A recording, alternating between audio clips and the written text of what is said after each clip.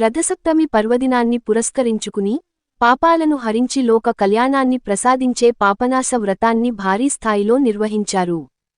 సంగారెడ్డి మండలం ఫసల్వాది గ్రామం జ్యోతిర్వాస్తు విద్యాపీఠంలో ఆదివారం ఆధ్యాత్మిక శోభతో వెలిగిపోయింది.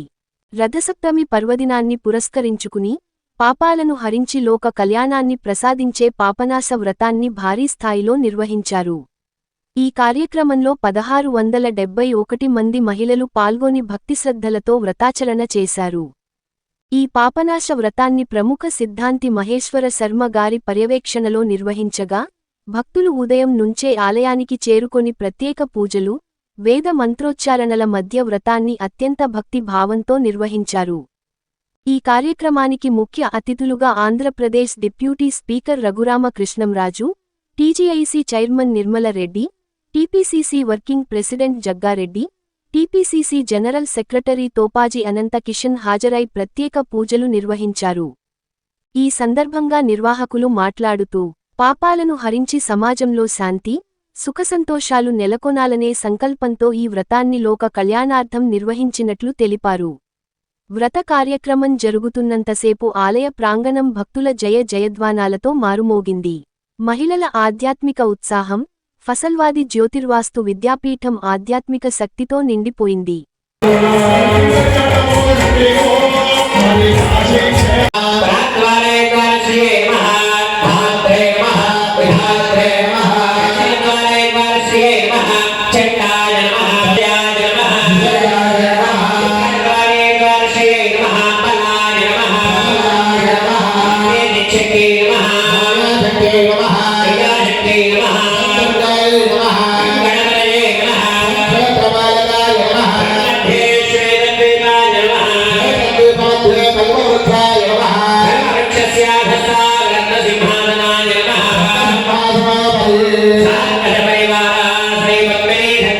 మీ కలశం కింద రథంతో ముగ్గు వేయడం జరిగింది. ఆ రథాన్ని కూర్చుండబెట్టి పూజకు సిద్ధం చేస్తున్నట్టుగా మనసు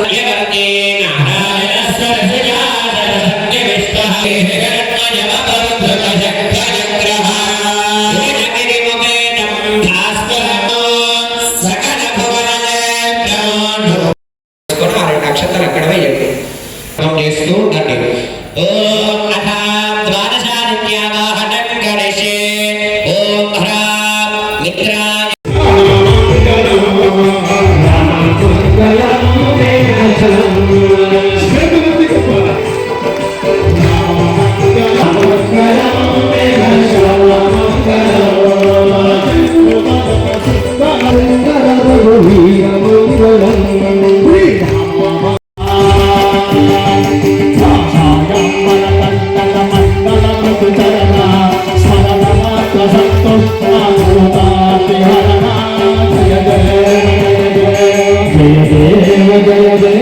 जय श्री गुरुदत्ता श्री गुरुदत्ता भारती गुणवेरा अच्युत मंदारा जय देव नासहनामयति हृदय विहारा नासहनामयति हृदय विहारा महितज भक्तेन नागमदनानन्द स्वरूप जय देव చేయించడం ఇవాళ రోజులు తెలియదు ప్రాబ్లం భజన పాట వాడుతుంది స్పీచ్ చేయాలి మైసెస్ అంటే ఉంటే మీ పరంగా సిద్ధార్థ గారు ఇక్కడున్న ఇంత కోట్ల రూపాయలతో కూడుకున్న కార్యక్రమం ఇక్కడ నేను ట్రై చేస్తాను, గ్యారంటీ కాదు. సీఎం రేవంత్ రెడ్డి గారిని ఇక్కడ తీసుకురావడానికి నేను తప్పకుండా ట్రై చేస్తాను. రాజుగారు కూడా మీరు కూడా ట్రై చేయాలి. అక్కడ నుంచి నాయుడు దుర్గా భవానీ వ్రతం, కనక చతుర్థి వ్రతం, చంపా షష్ఠి వ్రతం, అదేవిధంగా జయా గౌరీ వ్రతం, గోష్ఠాష్టమి వ్రతం, అక్షయ నవమి వ్రతం, గత సంవత్సరం అనగా దత్త వ్రతం, ఈ సంవత్సరం పాపనాశ రథసప్తమి వ్రతం. నేను పంచాంగ కర్తను కాబట్టి అతి గొప్ప అయినటువంటి యోగాలు ఎక్కడున్నాయో వెతికి వాటన్నింటినీ తీసి ఇవ్వడం జరుగుతుంది అమ్మవారి యొక్క ప్రేరణ ద్వారా. ఈ పాపనాశని రథ సప్తమి వ్రతం యొక్క పుణ్యం ఏమిటి అంటే, సప్త జన్మ కృతం పాపము ముచ్యతే నాత్ర సంశయ, యచ్చోపవాసం కురుతే తస్యాం నియతమానస, సర్వపాప వినిర్ముక్త సూర్యలోకే మహీయతే. సూర్యుడు మనకు ప్రత్యక్షమైనటువంటి దైవం.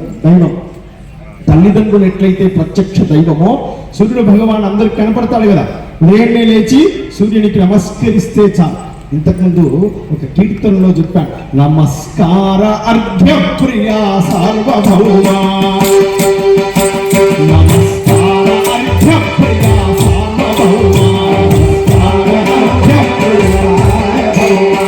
ఈశ్వరుని దగ్గరికి వెళ్ళామనుకోండి, ఏం చేయాలి మనం? శివ శివ శివ అని అభిషేకం చేయాలి. అభిషేకం చేస్తేనే ఈశ్వరుడు సంతృష్టి పొందుతాడు. రాముని దగ్గరికి పోయామనుకోండి, ఆయన నమస్కరించాలి. కేవలం ప్రణిపాత ప్రసన్నాయ, ఆ రూపాన్ని తనివి తీర చూడాలి ఒక్కసారి. రాముని దగ్గరికి వెళ్తే ఏం చేయాలి? ఆ రూపాన్ని, ఆ స్వామిని ఒక్కసారి తనివి తీర చూడాలి. అని విష్ణువు దగ్గరికి వెళ్ళాం, వెంకటేశ్వర స్వామి దగ్గరికి వెళ్ళాం, మంచి అలంకారాలు ఉంటాయి, అనేక ఆభరణాలు ఉంటాయి, ఆ ఉత్సవాలు ఉంటాయి, వాటన్నింటినీ దర్శించాలి. అలంకార ప్రియో విష్ణు. 2 నెలల వ్యవధిలోనే ఆ శిల మనకు లభించి ఉన్నది చక్కగా. ఇప్పుడు నిర్మాణానికి సిద్ధమై ఉన్నది అక్కడ. ఇక నిర్మాణం ప్రారంభం కాబోతూ ఉంది.